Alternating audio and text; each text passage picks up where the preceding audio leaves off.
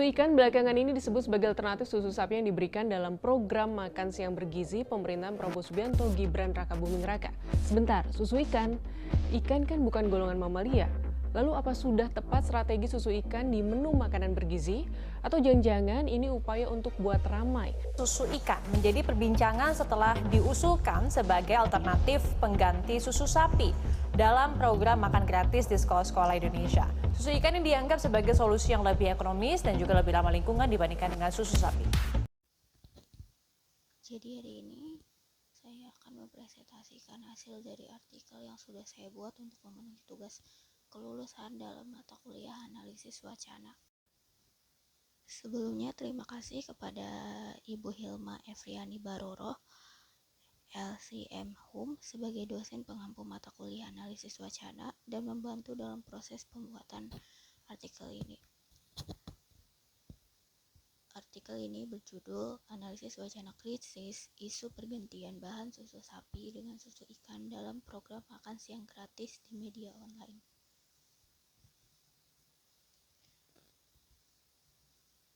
Ini adalah beberapa hal yang akan disampaikan dalam presentasi hari ini.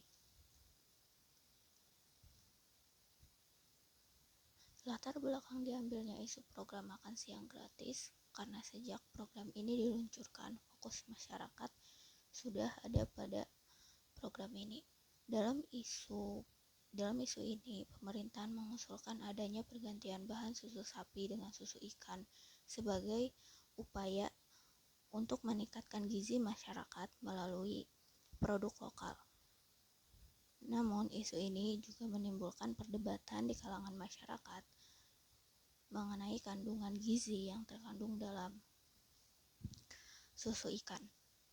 Media sosial juga ikut menyalurkan isu ini dan dapat mengakibatkan berkembangnya opini publik menuju arah negatif atau positif.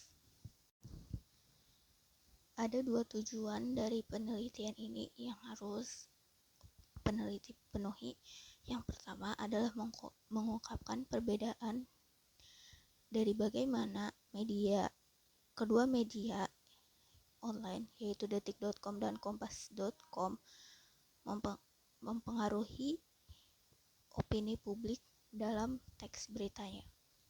Yang kedua, untuk mengungkapkan bagaimana teori analisis wacana Norman Virgo digunakan dalam dua berita tersebut.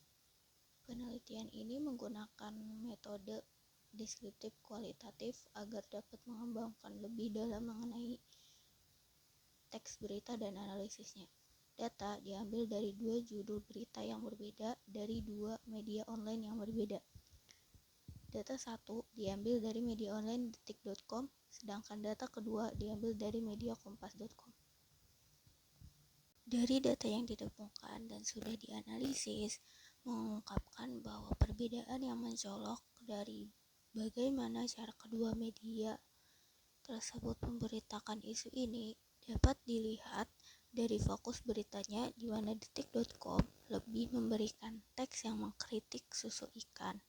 Hal itu dapat dilihat dari adanya pendapat ahli gizi dalam beritanya. Sedangkan Kompas lebih memberikan gambaran mengenai sikap pemerintah terkait kebijakan susu ikan. Selain itu, perbedaannya juga dapat dilihat dari bagaimana kedua media tersebut memilih kata atau diksi dalam teksnya. Detik.com banyak menggunakan istilah-istilah yang negatif seperti gula cukup tinggi atau zat kimia tambahan. Sedangkan Kompas menggunakan banyak kata atau istilah yang positif seperti resmi, seimbang, atau terjangkau. Hal tersebut juga dapat mendorong dua opini yang berbeda dari pembacanya. Detik.com dapat mendorong pembaca memiliki rasa tidak percaya atau skeptisme terhadap kebijakan yang dilakukan oleh pemerintah. Sedangkan Kompas.com menunjukkan bahwa keputusan pemerintah masih dalam tahap pertimbangan yang dapat mendorong opini pembaca yang dapat mendorong opini pembaca mengartikan bahwa pemerintah begitu peduli terhadap masyarakat hingga dengan hati-hati menggunakan kebijakannya.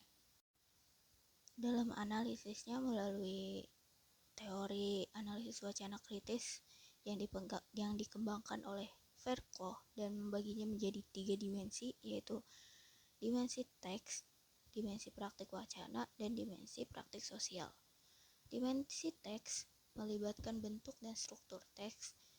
Dimensi praktik wacana lebih berfokus pada bagaimana wacana tersebut diproduksi, dan praktik sosial hanya melihat bagaimana sebuah wacana dapat berhubungan dengan konteks sosial. Dalam dimensi teks, detik.com lebih banyak menggunakan istilah-istilah yang menunjukkan resiko dari susu ikan. Sedangkan kompas.com lebih banyak menggunakan kata-kata yang menekankan potensi ekonomi dan kebijakan dari pemerintah. Dalam dimensi praktik wacana, Detik menampilkan opini ahli gizi untuk mempertanyakan kualitas dan kandungan dari susu ikan. Sedangkan Kompas lebih mengedepankan pernyataan pemerintah dalam kebijakan resmi yang dibuat. Dan pada dimensi praktik sosial, Detik menyampaikan isu susu ikan tidak hanya soal gizi, tetapi juga berkaitan dengan ekonomi dan politik. Sedangkan Kompas.com menyampaikan bahwa pemerintah menggunakan wacana tersebut sebagai alat pembangun citra baik dan kemandirian dari ekonomi. Kesimpulan dari penelitian ini adalah media sangat berperan penting dalam membentuk opini publik, apalagi terkait isu-isu yang sedang ramai dibicarakan di masyarakat. Khususnya pada isu pergantian bahan susu sapi dengan susu ikan, Detik menyoroti kontroversinya dan memberikan kritik-kritik terhadap kebijakan tersebut. Sedangkan Kompas hanya terfokus pada kebijakannya dan menerangkan bagaimana pemerintah mengambil tindakan untuk kebijakan tersebut. Terima kasih kepada teman-teman yang sudah menyaksikan video ini. Mohon maaf jika ada kesalahan dalam pengucapan atau kesalahan lainnya yang tidak saya ketahui. Kritik dan saran akan saya terima dengan baik. Semoga video presentasi ini dapat membantu pemahaman teman-teman mengenai analisis wacana kritis, bagaimana cara media sosial dalam mempengaruhi opini publik.